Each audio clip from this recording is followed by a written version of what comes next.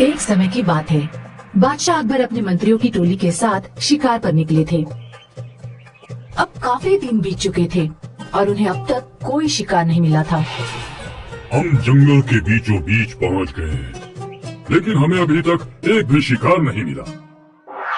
शेर खान, तुमने तो कहा था ये जंगल शिकार से भरा पड़ा है, लेकिन ऐसा लगता तो नहीं है। मैं माफी चाहता हूँ बादशाह, लेकिन पिछली बार मैं अपने महल वापस जाना चाहता हूँ। इसी वक्त मैं तुमसे आगरा में बात करूँगा। नाराज बादशाह अकबर आगरा लौटने के लिए निकल पड़े, पर जल्द ही वो रास्ता भटक चुके थे। हमें कौन से रास्ते से चलना चाहिए जिससे हम आगरा जल्दी पहुँच सकें? पहले वाला बादशाह, दूसरे वाला, ये थोड़ा ज्यादा जाना पहचाना सा लगता है। और तुम क्या कहते हो शेर खान? मेरे बादशाह अकबर ने देखा कि एक युवक उसी जंगल से गुजर रहा था। जरा रुको नौजवान, क्या तुम हमें बता सकते हो कि इनमें से कौन सा रास्ता आगरा को जाता है? श्रीमान, इनमें से कोई भी रास्ता आगरा नहीं जाता। तुम कहना क्या चाहते हो? लोग जाते हैं, रास्ते नहीं। क्यों?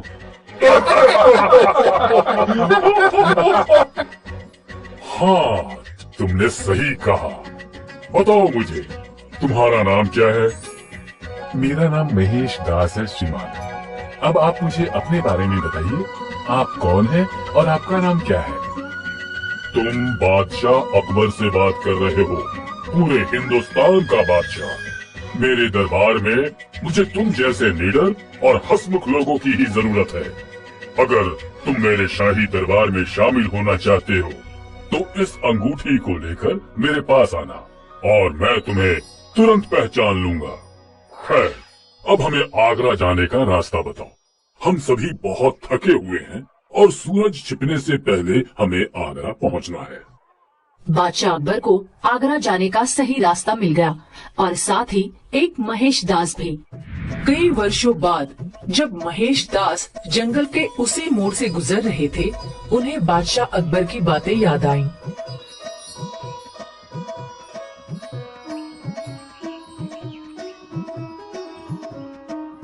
महेश दास बादशाह अकबर के किले में पहुँचे और उन्होंने सिपाही से कहा, मैं बादशाह से मिलना चाहता हूँ। रुको, पहले मुझे अंदर पूछने दो। सिपाही अनुमति लेने दरबार में गया और फिर लौटा। अब तुम अंदर जा सकते हो। महेश दास पहली बार बादशाह अकबर के दरबार में आए थे। तुम्हारा नाम क्या है? क्या हम एक दूसरे को जानते हैं? मेरे बादशाह, मैं महेश दास हूँ। मैंने ये नाम सुना तो है, लेकिन कुछ याद नहीं आ रहा। महेश दास ने बादशाह को उन्हीं की दी हुई अंगूठी दिखाई। हाँ महेश, मैं तुम्हें पहचान गया। मुझे तुम्हारा मजाक बहुत अच्छा लगा था, लेकिन मैं तुम्हारा इम्तिहान लेना चाहूँगा, ये जांचने के लिए कि क्या तुम वही आदमी हो या कोई और। मेरे दरबार के 5 दरबारी तुमसे एक एक सवाल पूछेंगे। देखते हैं कि तुम उन्हें क्या जवाब देते हो। बादशाह का ये फरमान सुनकर उनके मंत्रियों ने सवाल पूछने शुरू किए। पहला सवाल, ऐसे पड़ोसियों के बारे में बताओ जो एक दूसरे को देख नहीं सकते। आँखें, हमारी आँखें मेरे दोस्त। दूसरा सवाल, एक ऐसे दुश्मन का नाम बताओ जिसे हराया नहीं जा सकता। मौत, मृत्यु। तीसरा सवाल, ऐसा क्या है जो मौत के बाद भी जिंदा रहता है? गर्व, महिमा। चौथा सवाल एक रेखा थी। इस रेखा को बिना मिटाए छोटा करो।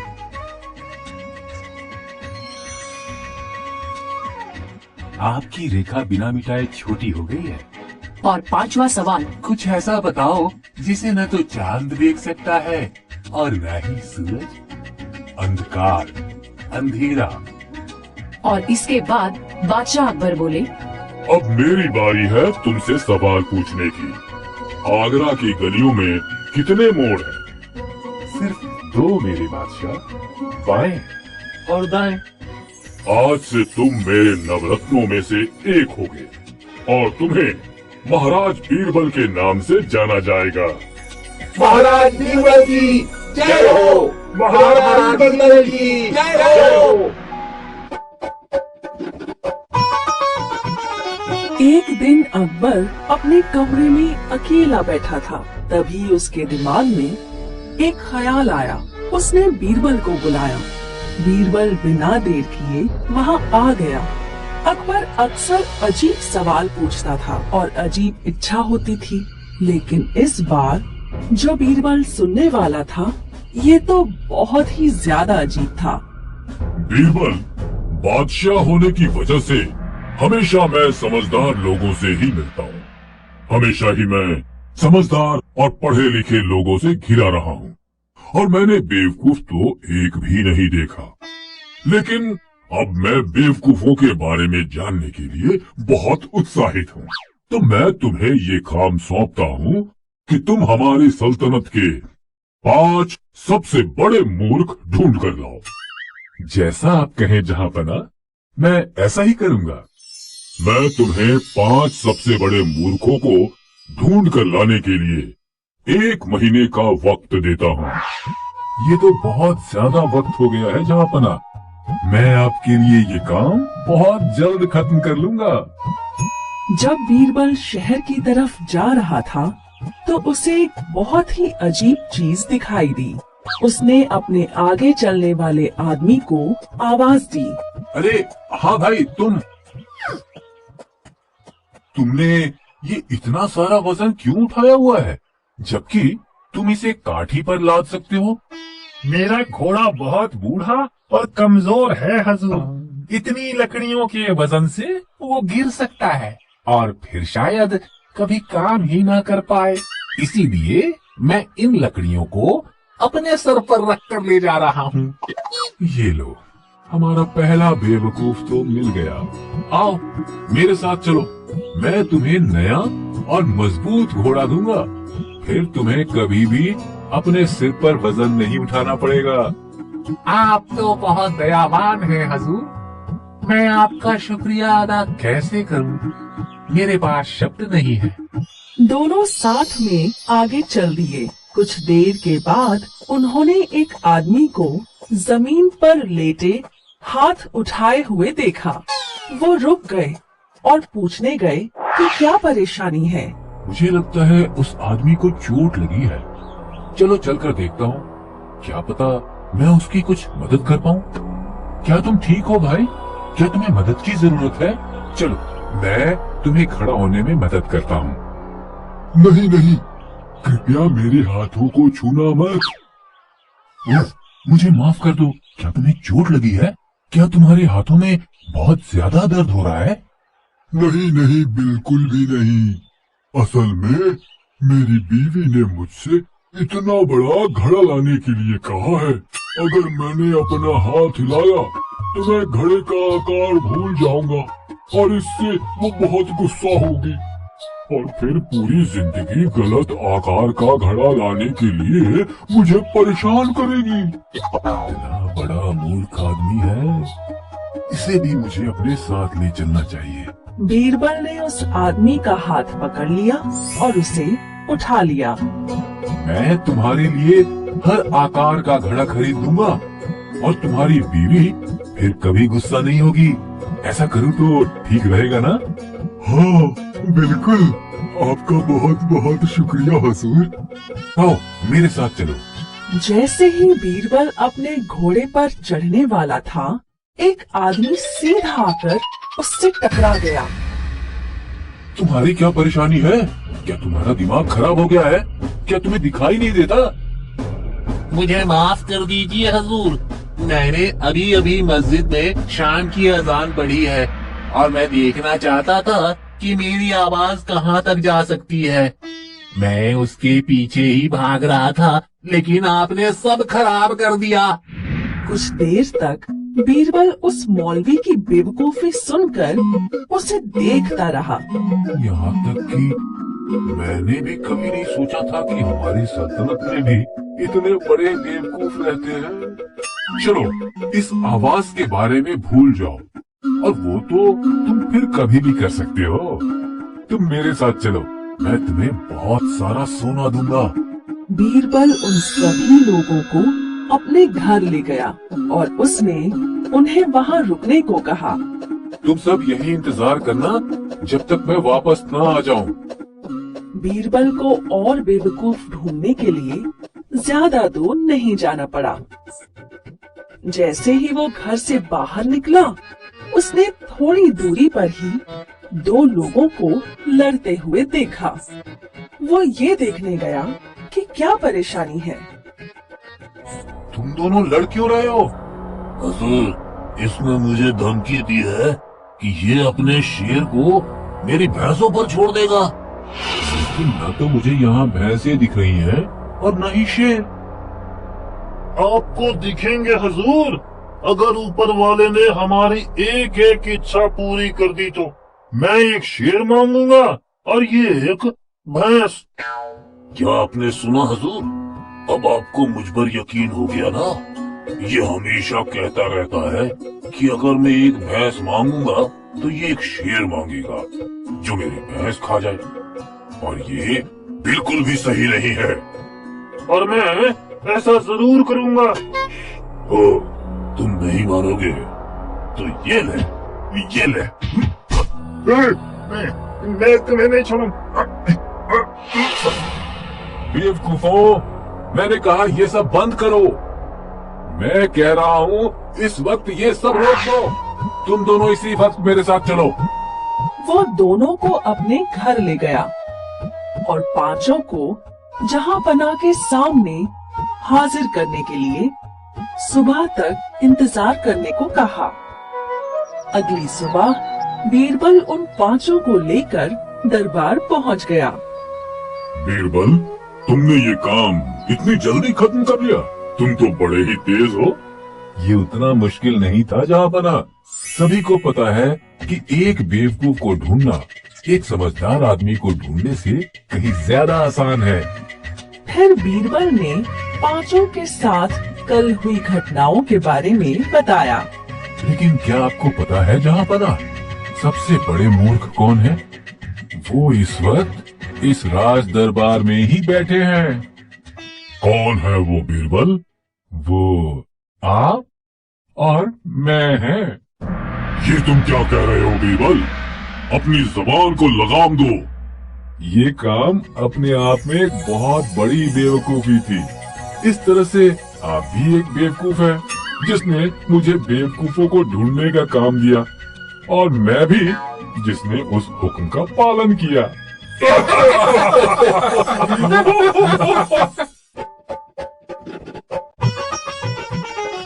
एक दिन अकबर और उसके दरबारी दरबार में बैठे थे। तभी राजा सिलोन के दरबार का एक दूत वहां आ पहुंचा। वो एक विशेष काम के लिए आया था।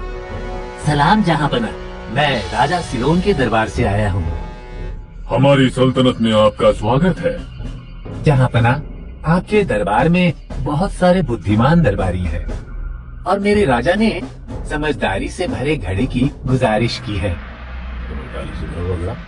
अब ये कौन सी नई बला है? ये तो बहुत ही बेहुदा गुजारिश है। सिलोन के राजा हमें मात देना चाहते हैं। और वो सफल भी हो जाएगा। कोई भी नहीं, यहाँ तक कि बीरबल भी हमें इस परेशानी से नहीं बचा सकता। ये तो बहुत ही मुश्किल गुजारिश की है सिलोन के राजा ने। खैर, तुम्हारा इस बारे में क्या कहना है बीरबल? हाँ, हम थोड़ी बहुत समझदारी तो भेज ही सकते हैं सिलोन के राजा के लिए। आखिरकार उन्होंने हमसे गुजारिश की है और हमें उनकी ये इच्छा पूरी करनी चाहिए। अगर तुम ऐसा कहते हो बीरबल, तो ठीक है। तुम जो भी करोगे ठीक ही करोगे। मुझे तुम पर पूरा यकीन है। शुक्रिया जहाँपना। मुझे घड़े को भरने के लिए कुछ हफ्तों का वक्त लगेगा। आप जितना चाहे वक्त ले सकते हैं, मुझे कोई जल्दी नहीं। मैं उम्मीद करता हूँ कि तुम्हें पता है कि तुम क्या कर रहे हो। हालांकि मुझे तुम पर भरोसा है, लेकिन ये काम थोड़ा मुश्किल है। और तुम्हें पता है ना कि तुमने ये चुनौती स्वीकार कर ली है, जिससे हमारी भी इज्जत दांव पर लगी हुई है। चिंता मत कीजिए जहांपना, सिलोन के राजा को समझदारी से भरा हुआ घड़ा जरूर मिलेगा। उसी शाम बीरबल ने अपने सहायक को बुलाया। बीरबल के दिमाग में एक कमाल की योजना थी। मेरी ये योजना बिल्कुल भी असफल नहीं होगी और सिलोन के राजा की इच्छा भी जरूर पूरी होगी। मुझे कुछ मिट्टी के घड़े चाहिए जिनकी गर्दन थोड़ी पतली हो। जितनी जल्दी हो सके ये मेरे पास लेकर आओ।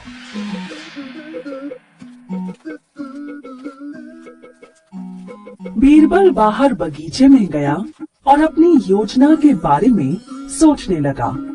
और कुछ ही देर में बीरबल का सहायक भी वहाँ कुछ घड़े लेकर आ गया, जैसा कि बीरबल ने कहा था। ये रहे आपके घड़े हुजूर। बहुत बढ़िया, ये घड़े लेकर मेरे पीछे कद्दू की क्यारी में आओ।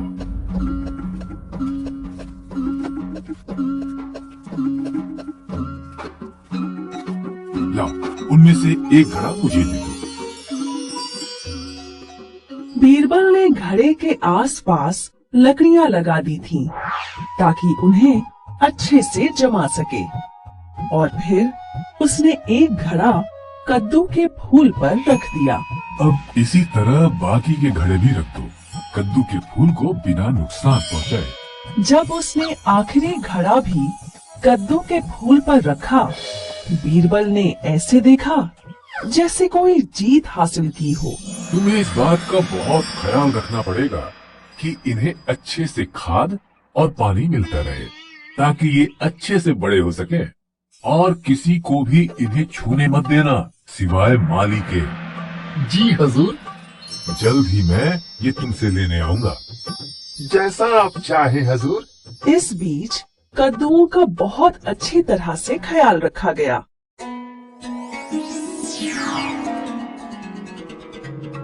क्या तुमने काम को कुछ आगे बढ़ाया बीरबल? कई हफ्ते गुजर चुके हैं, लेकिन तुम्हारी तरफ से कोई समाचार नहीं मिला। मैंने काम लगभग खत्म कर ही लिया है जहांपना। मैं ये देखने के लिए बहुत ही उत्साहित हूँ कि तुम घड़े को समझदारी से कैसे भरोगे। अब मुझे सिर्फ 2 हफ्ते और चाहिए जहांपना, और फिर ये काम पूरा हो जाएगा। हम सिलोन के राजा के दूत को 2 हफ्तों के बाद बुला सकते हैं। ठीक है, बहुत बढ़िया बीरबल। उम्मीद करता हूँ कि हमारी इज्जत पर कोई दाग नहीं लगेगा। ऐसा बिल्कुल नहीं होगा जहांपना।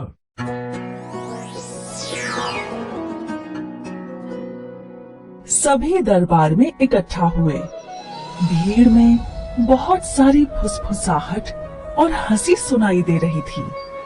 सभी दरबारियों की नजर बीरबल पर थी। उसने ऐसा क्या किया है घड़े को समझदारी से भरने के लिए? मुझे नहीं लगता कि बीरबल इस चुनौती को पूरा कर पाया होगा।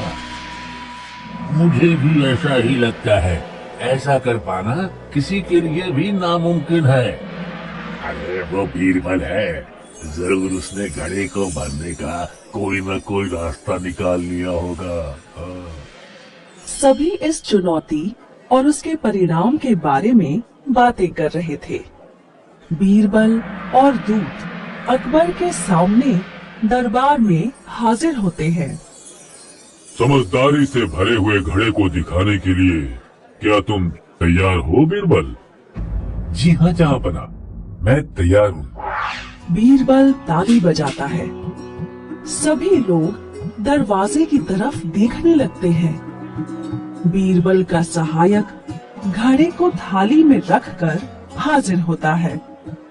सहायक आकर बीरबल के पास खड़ा हो जाता है। ये लीजिए जहांपना, आपके सामने समझदारी से भरा हुआ घड़ा आ चुका है।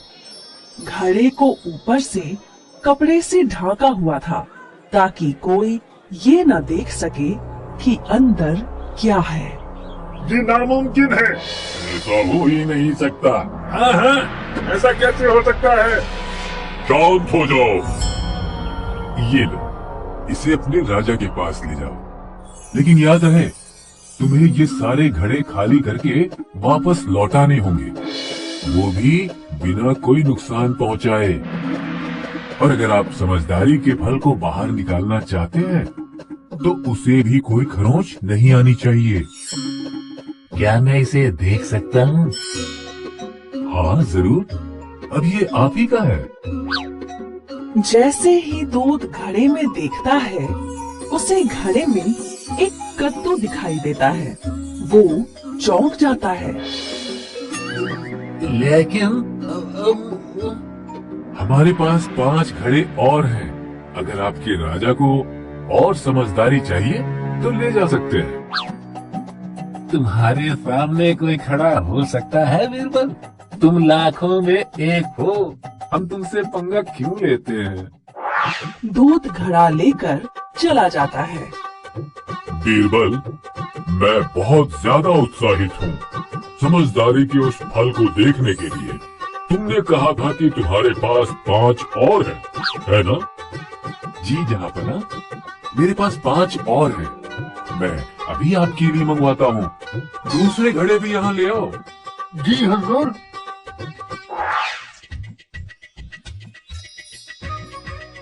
जैसे ही घड़ा आया, अकबर चौंक जाता है और फिर जोर जोर से हंसने लगता है।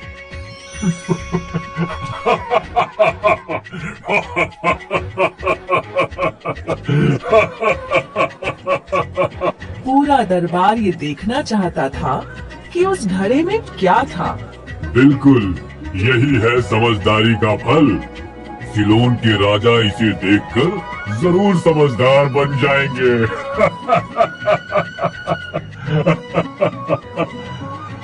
इसके बाद सभी को दरबार में घड़ा दिखाया गया और सभी ने बीरबल की बहुत तारीफ की। बीरबल, तुम ही मेरे सबसे अच्छे राज दरबारी हो। तुम्हारे आगे सब पानी कम है। अमीर या गरीब, परेशानी में हर कोई बीरबल की मदद लेता था।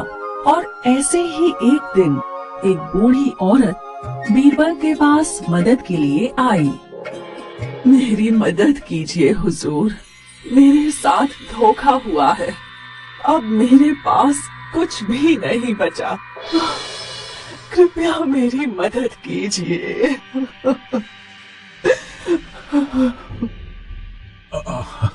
कृपया आप बैठ जाइए और मुझे आराम से बताइए कि आखिर हुआ क्या है। ये एक लंबी कहानी है। 6 महीने पहले मैं तीर्थ यात्रा पर जाना चाहती थी, लेकिन मुझे अपने पैसों की चिंता थी कि कहीं ये चोरी ना हो जाए जब मैं बाहर जाऊं। तो आखिरकार मैंने एक सन्यासी से मिलने का फैसला किया, जिसके बारे में मैंने सुना था। वो गांव के बाहर ही रहता था। सन्यासी महाराज, मुझे आपकी मदद की जरूरत है। मैं किस तरह तुम्हारी मदद कर सकता हूँ?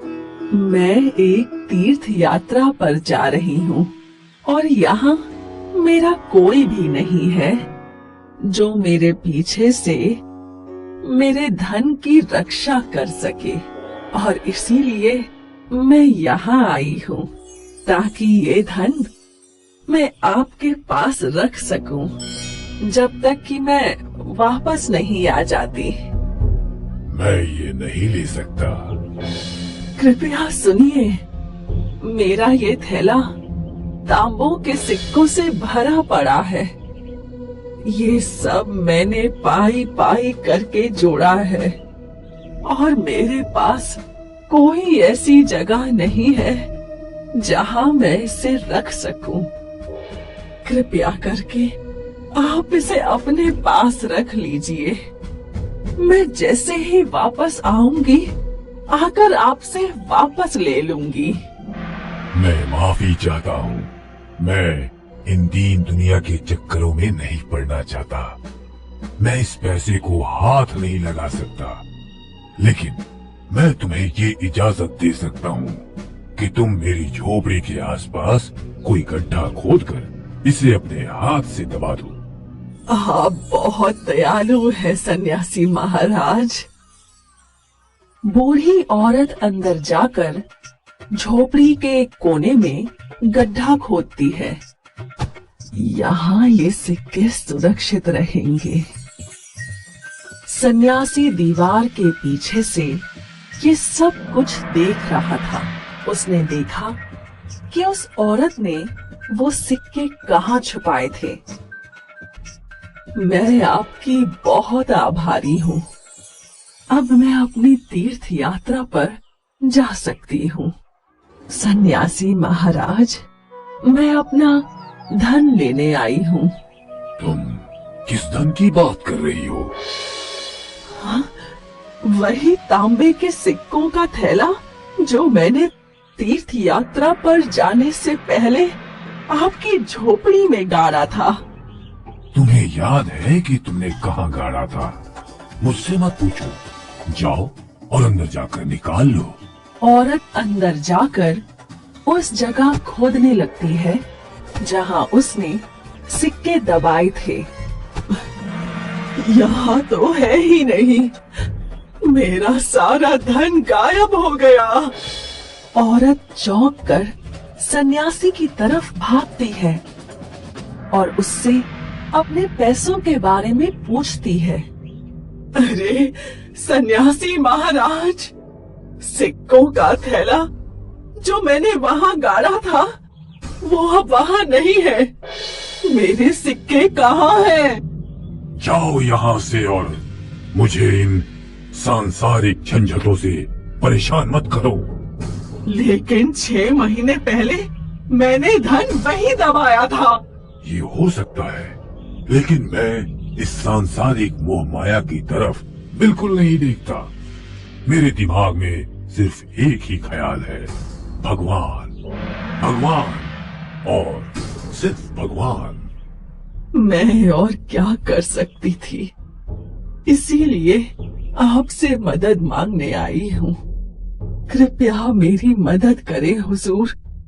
मैं तो बर्बाद हो गई हूँ।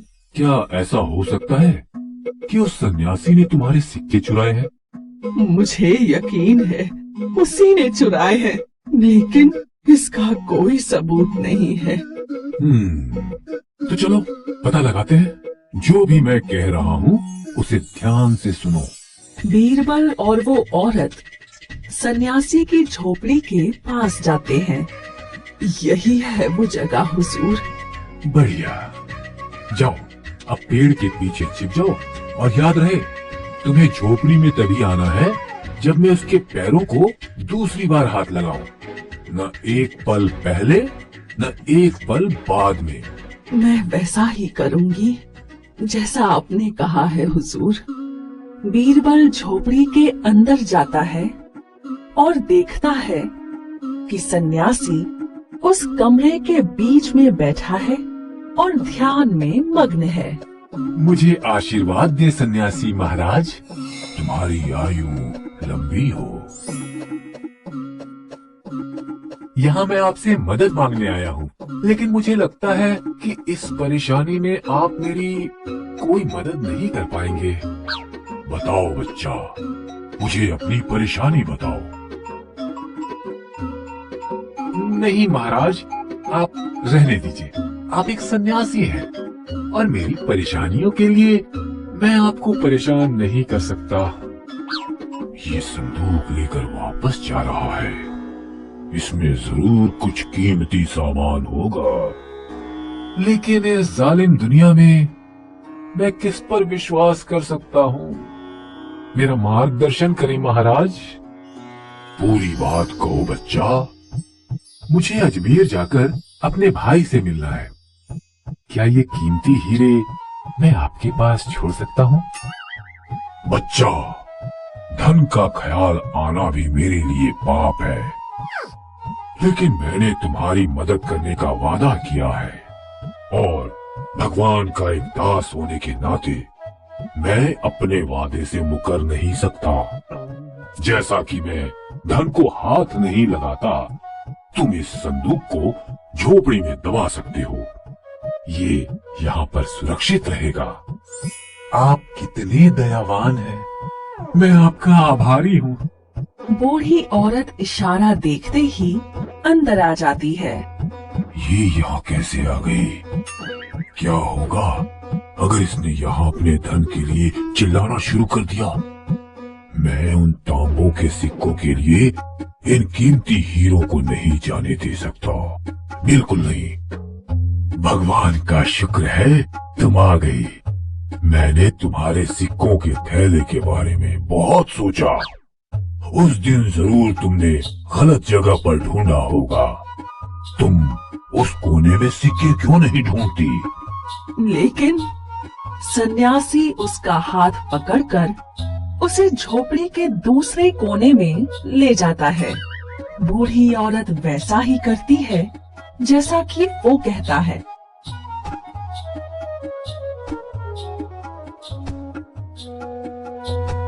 आपने सही कहा, मुझे अपने सिक्कों का थैला मिल गया।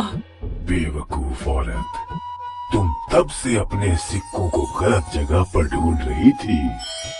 धन से चिंता आती है, चिंता से याददाश्त कमजोर होती है और फिर आपका दिमाग खराब हो जाता है। क्या तुम सोच सकते हो, इस औरत ने तो मेरे ऊपर इसके धन को चोरी करने का इल्जाम भी लगा दिया था। तो बच्चा, तुम अपनी संदूक को यहाँ झोपड़ी में कहीं भी गाड़ सकते हो और दबाने की जगह याद रखना। मुझे तो ये सांसारिक मोह माया समझ में ही नहीं आती है। वो तो मुझे दिख ही रहा है। बीरबल का एक सहायक दौड़कर आता है। हजूर, आपके भाई आपसे मिलने आए हैं। आपको जल्द से जल्द चलना चाहिए। ओहो, तो अब तो मुझे अजमेर जाने की कोई जरूरत नहीं है। मैं आपका बहुत आभारी हूँ महाराज। बीरबल संदूक लेकर बाहर चला जाता है और सन्यासी दरवाजे पर खड़ा देखता ही रह जाता है। वो समझ ही नहीं पाता कि उसके साथ क्या हुआ है। बादशाह अकबर अपने सभी दरबारियों में से बीरबल को सबसे ज्यादा पसंद करते थे और उनकी तरफदारी भी किया करते थे। ये देखकर बाकी दरबारियों को बहुत जलन होती थी। उन सब ने राज्य के कई और लोगों के साथ मिलकर बीरबल की इज्जत गिराने की बहुत सी योजनाएं बनाई, पर कभी सफल नहीं हो पाए। राजा अकबर का नाई भी बीरबल से बहुत जलता था, तो उसने बीरबल के खिलाफ बहुत ही शातिर योजना बनाई। एक दिन वो राजा अकबर की दाढ़ी बनाने आया और मौका पाते ही बोला, जहांपना, कल रात मेरे सपने में आपके अब्बू जान आए थे। क्या सच में? क्या कहा उन्होंने तुमसे?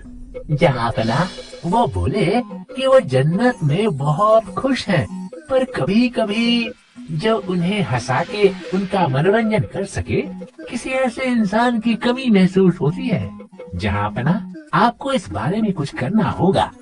आपको अपने अब्बू के मनोरंजन के लिए किसी मजाकिया इंसान को भेजना होगा। मुझे यकीन है आपके अब्बू बेहद खुश होंगे और आप पर दुआओं की बरसात करेंगे। नाई ने अकबर को सोच में देखकर उसी वक्त बीरबल का नाम लिया और ये सुनकर बादशाह अकबर ने भी खुशी से हाँ कर दी। बादशाह अकबर ने बीरबल के लिए बुलावा भेजा और ये देखकर नाई बहुत खुश हुआ। बादशाह अकबर, आपने मुझे याद किया? बीरबल, मुझे इस बात पर कोई शक नहीं कि तुम हमारे लिए किसी भी चीज का त्याग कर सकते हो। पूरा यकीन है कि हमारी किसी भी बात से इनकार नहीं करोगे। जी जहांपना, आपने बिल्कुल सही फरमाया। तो जाओ मेरे अब्बू के पास जन्नत में उनके मनोरंजन के लिए। राजा अकबर की ये बात सुनकर बीरबल को जरा भी समय नहीं लगा ये समझने में कि ये किसी दुष्ट की साजिश है उसे मरवाने के लिए। जी महाराज, आपका हुक्म सर आंखों पर। मुझे जन्नत जाने के लिए तैयारी करनी होगी। उसके लिए कुछ दिन चाहिए। हाँ, क्यों नहीं। तुम्हें 1 हफ्ते का समय दिया जाता है। जन्नत जाने के लिए तैयार हो जाओ। बीरबल अपने घर वापस आ गया और अपनी जान बचाने के बारे में सोचने लगा और तभी उसे एक तरकीब सूझी। बीरबल ने अपने घर के पास एक गड्ढा खोदा जो उसके लिए कब्र का काम करेगा और उस गड्ढे से एक सुरंग बनाई जो उसके घर के एक कमरे में जाकर खुली। काम खत्म हो जाने पर बीरबल वापस दरबार में आया। मैं जन्नत जाने के लिए तैयार हूँ, पर मेरी 2 शर्तें हैं। तुम्हारी आखिरी इच्छा पूरी करना मेरे लिए बहुत खुशी की बात है। बोलो, क्या शर्तें हैं तुम्हारी? जहाँ पना, मुझे मेरे घर के पास दफनाया जाए और मुझे जिंदा दफनाया जाए ताकि मैं जन्नत जिंदा पहुँच सकूं आपके अब्बू का मनोरंजन करने के लिए।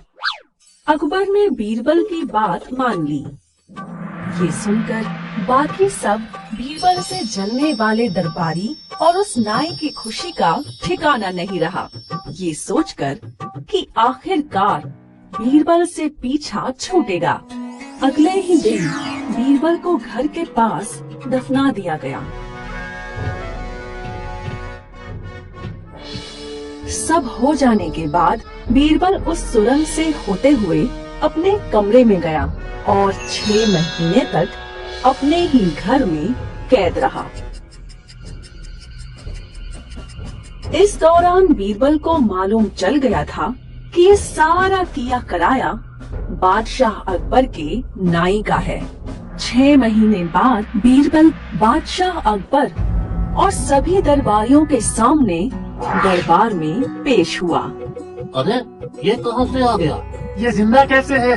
इसे तो दफना दिया गया था ना। हाँ हाँ, ये यहाँ कैसे आ गया?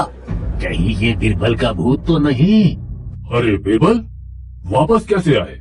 मेरे अब्बू कैसे हैं? क्या उन्होंने तुम्हें वापस भेजा है या कोई और वजह है? जहाँ पना, जन्नत में सब अच्छा है। मैं आपके प्यारे अब्बू के साथ था। वो मेरे मनोरंजन से बेहद खुश हुए और मुझे इजाजत दी वापस आकर उनके सबसे महान बेटे का मनोरंजन करने के लिए। क्या उन्होंने मेरे लिए कोई संदेश भेजा है? जी महाराज, जन्नत में एक भी नाई नहीं है। मेरी बढ़ी हुई दाढ़ी और बिखरे बाल देखकर तो आपको अंदाजा हो गया होगा। तो उन्होंने आपके नाई को वहाँ भेजने के लिए बोला है। नहीं नहीं महाराज, बीरबल, मुझसे गलती हो गई जो मैंने आपके खिलाफ षड्यंत्र रचा। माफ कर दीजिए, माफ कर दीजिए महाराज बीरबल। बादशाह अकबर को सब समझ आ गया और उन्होंने नाई को आजीवन कारावास की सजा सुनाई और बीरबल को इनाम दिया।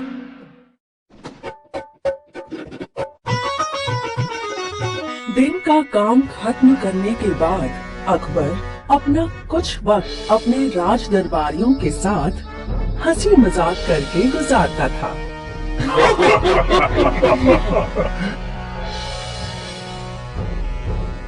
बादशाह सलामत रहे। तुम कहाँ थे? तुम तो सुन ही नहीं पाए अभी अभी जो बीरबल ने बताया। मैं माफी चाहता हूँ बादशाह, लेकिन आज मैं एक कमाल के आदमी से मिला और मैं उसे आपसे मिलाना चाहता हूँ। और ऐसा क्या खास है उसमें? वो एक भाषाविद है बादशाह। वो फारसी, अरबी, संस्कृत, पाली, प्राकृत, मैंडरिन, जापानी, लैटिन और 42 दूसरी भाषाएं बोल, पढ़ और लिख सकता है। तुम कहाँ से आए हो? ऐसा कहा जाता है कि किसी आदमी को जानना है तो उसकी भाषा को पहचानो। क्या आपके लोग इस सवाल का जवाब ढूंढ सकते हैं? मैं आपके दरबारियों को चुनौती देता हूँ कि वो मेरे मूल स्थान का पता लगाए। हम ये चुनौती लेने के लिए तैयार हैं बादशाह। बहुत सारे लोगों ने कई अलग अलग भाषाओं में उससे सवाल किए। मी मराठी पण बोलू शकते, મને ગુજરાતી પણ આવડે છે. akan speaking English as well. मैंने थोड़ा तेलुगु मतलब लगा। बादशाह सलामत, ये तो कई भाषाएं बिना रुके बोलता है। यहाँ तक कि हर भाषा का इसका उच्चारण और उस पर पकड़ कमाल का है। खैर बीरबल, तुम काफी देर से गहरी सोच में हो। तुमने जरूर पता लगा लिया होगा कि ये आदमी कहाँ से आया है। मुझे थोड़ा वक्त और चाहिए, पर शायद कल तक मैं इसका पता लगा लूंगा। ठीक है, लेकिन अगर कल तक तुम इसका पता नहीं लगा पाए तो ये नौकरी छोड़ देना। ये भाषाविद आज रात हमारा शाही मेहमान है। राजसभा खत्म हुई। राजा तोडरमल इसे बीरबल के ऊपर अपनी जीत के रूप में देखकर खुश होने लगा।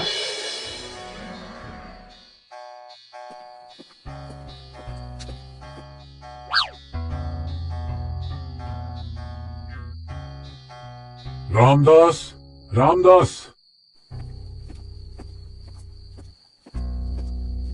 रामदास, ये पता लगाओ कि आज रात ये भाषाविद कहाँ रहेगा।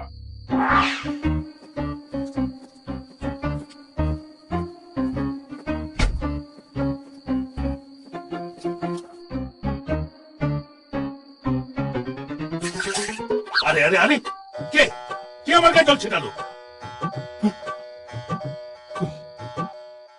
आज सभी दरबारी ये देखकर हैरान थे कि आज बीरबल दरबार में ही नहीं आया है।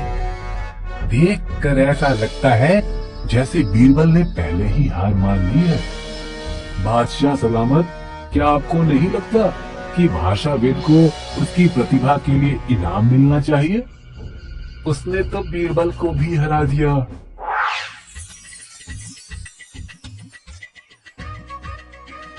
बीरबल, आज तुम देर से क्यों आए हो? क्या तुम अपनी हार मानते हो? नहीं बादशाह, सच्चाई की खोज में था। मैं आपको निराश नहीं कर सकता और आखिरकार मैंने पता लगा ही लिया है। बादशाह, ये बंगाल से आया है।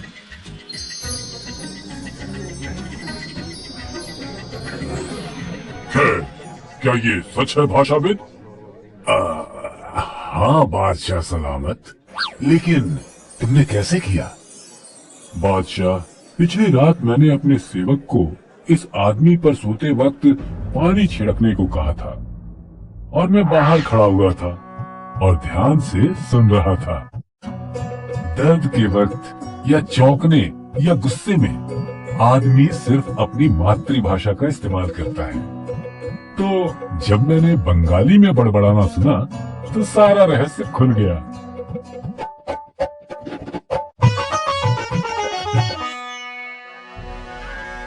एक दिन बीरबल दरबार में इधर उधर घूम रहा था तो उसने देखा कि दरबार का एक कलाकार बहुत परेशान सा खड़ा है।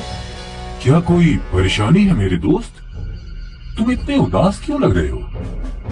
मेरी इज्जत दांव पर लगी हुई है हजूर। लेकिन जहाँ तक मेरी जानकारी है तुम दरबार के सबसे अच्छे कलाकार हो। मुझे तो कुछ समझ नहीं आ रहा। आपको सब समझ आ जाएगा जब आपको पूरी बात का पता चलेगा। वो कलाकार बीरबल को अपने घर ले गया और वहाँ उसने उन्हें 5 तस्वीरें दिखाई। ये चित्र तो किसी धनी आदमी के हैं। क्या आपको नहीं लगता कि ये चित्र एक ही आदमी के हैं और एक ही आदमी को देखकर बनाए गए हैं? हाँ बिल्कुल, मैं तो इसे देखते ही पहचान गया था। लेकिन माजरा क्या है? क्या उसे ये पसंद नहीं आई? परेशानी यहाँ कुछ और है। 1 महीने पहले इस आदमी ने मुझे एक चुनौती दी थी। मैं इस बात पर शर्त लगा सकता हूँ कि तुम मेरे जैसी हूबहू तस्वीरें नहीं बना सकते। अभी तक कोई भी ऐसा नहीं कर पाया है। कोई कलाकार हूबहू तस्वीर नहीं बना पाया है। मैंने सुना है तुम इस इलाके के सबसे अच्छे कलाकार हो, तो इसलिए मैंने तुम्हें बुलाया है। मैं शर्त से कह सकता हूँ कि मैं ये कर सकता हूँ।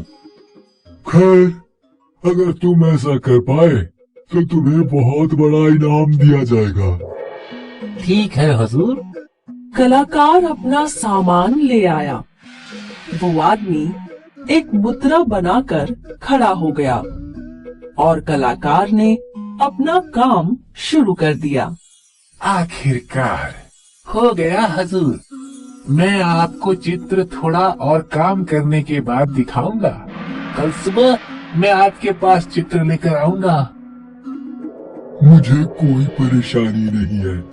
ठीक है, कल ही सही। चलो देखते हैं कि क्या तुम हूबहू चित्र बना पाते हो कि नहीं। अगले दिन कलाकार उस आदमी के घर गया जहां वो पहले से ही कलाकार का इंतजार कर रहा था चित्र देखने के लिए। कलाकार ने आदमी को देखा जिसने अपनी दाढ़ी काट ली थी। कलाकार ने घबराते हुए वो चित्र आदमी को दिया। हुजूर, ये रहा आपका चित्र।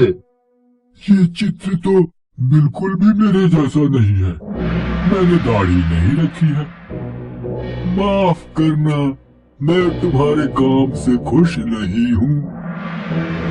लेकिन कल तक तो आपने दाढ़ी रखी हुई थी। मुझे फर्क नहीं पड़ता। एक शर्त तो शर्त ही होती है। तुमने कहा था कि तुम हूबहू चित्र बना सकते हो। तुम इस चित्र को मेरी तरफ से यादगार के रूप में रख लो। मुझे फिर से एक और कोशिश करने का मौका दीजिए हुजूर। ठीक है, मैं तुम्हें एक और मौका देने के लिए तैयार हूँ। आदमी ने फिर से मुद्रा बनाई और कलाकार ने अपना काम शुरू कर दिया। हुजूर, मैं चित्र को कल आपके पास लेकर आऊंगा। ठीक है, इस बार काम अच्छे से करना। अगर ऐसा नहीं हुआ तो इस बार तुम्हें दरबार छोड़ना पड़ेगा और फिर कभी महल की तरफ मत आना। मैं समझ गया हुजूर। इस बार मैं आपको निराश नहीं करूंगा।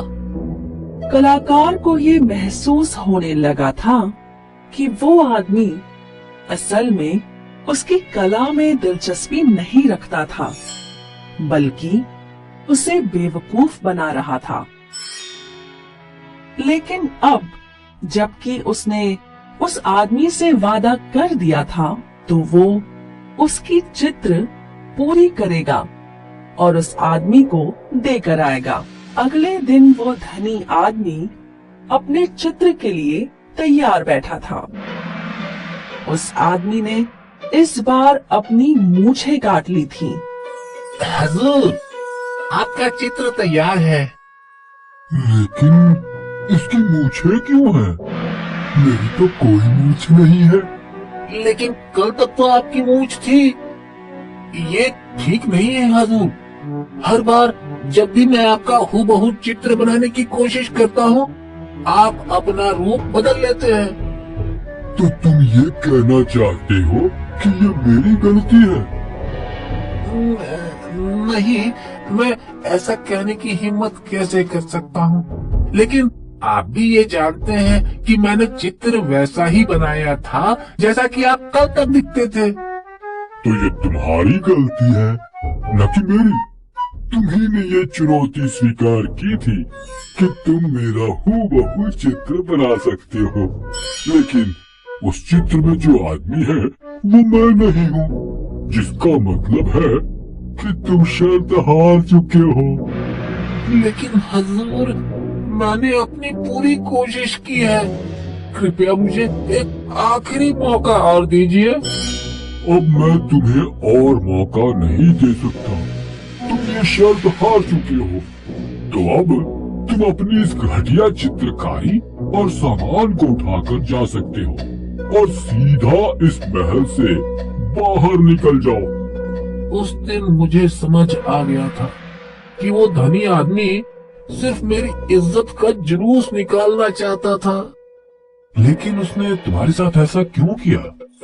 मुझे याद है कि मैंने उसके दरबार के कलाकार को प्रतियोगिता में हराया था। वो उसका चहेता कलाकार था, तो मुझे लगता है कि ये सब उसने मुझे सबक सिखाने के लिए किया है। ये तो ठीक नहीं है। तुमने ये प्रतियोगिता जीती क्योंकि तुम अपनी कला में माहिर हो, तो ये बैर क्यों? बिल्कुल सही, मैं भी यही कहना चाहता हूँ। खैर, अब उसे सबक सिखाने के लिए मेरे पास एक अच्छी योजना है। उसे लगता है कि वो बहुत चालाक है, लेकिन उसे ये नहीं मालूम कि वो किससे पंगा ले रहा है। जैसा मैं कहता हूँ वैसा ही करना, और फिर देखना तुम्हें कितना मजा आता है। बीरबल ने सारी योजना कलाकार को समझा दी। ये एक बहुत ही बढ़िया योजना थी। कुछ दिनों बाद कलाकार उस धनी आदमी के पास एक पैकेट लेकर गया। तुम फिर से यहाँ आ गए? लगता है तुम शर्त भूल गए हो। अब तुम्हें यहाँ नहीं आना चाहिए था। मुझे अच्छी तरह से याद है हजूर, लेकिन मैं फिर भी आपके लिए एक और कोशिश करना चाहता था। क्या तुम फिर से अपना मजाक बनवाना चाहते हो? नहीं हजूर, लेकिन मैं चाहता हूँ कि आप एक बार इस बढ़िया चित्र को देख लें। अब जबकि तुम जोर दे रहे हो तो चलो दिखा ही दो ये चित्र। कलाकार ने वो पैकेट उसे दे दिया। धनी आदमी ने वो पैकेट खोला। जैसे ही उसने उसे खोला, उसे अपनी ही तस्वीर दिखाई दी। वो एक शीशा था। क्या तुम मेरा मजाक उड़ाने की कोशिश कर रहे हो? ऐसा बिल्कुल भी नहीं है हजूर, लेकिन क्या ये बिल्कुल हूबहू नहीं है? और ये बिल्कुल आपके जैसी ही है, ना कि कल जैसी और ना ही 1 मिनट पहले जैसी, बल्कि वर्तमान। मेरे साथ ये नाटक मत करो। ये तो सिर्फ बिल्कुल हूबहू आपके जैसी है, नहीं है क्या? तुम ऐसा ही चाहते थे ना मेरे दोस्त? तुमने एक कलाकार का मजाक उड़ाया है। वो तो अपना काम कर रहा था, तुम एक बड़े ओहदे पर हो, और इस तरह की भावना रखना ठीक नहीं। तुमने इसके साथ जो किया वो बहुत ही नीच हरकत है।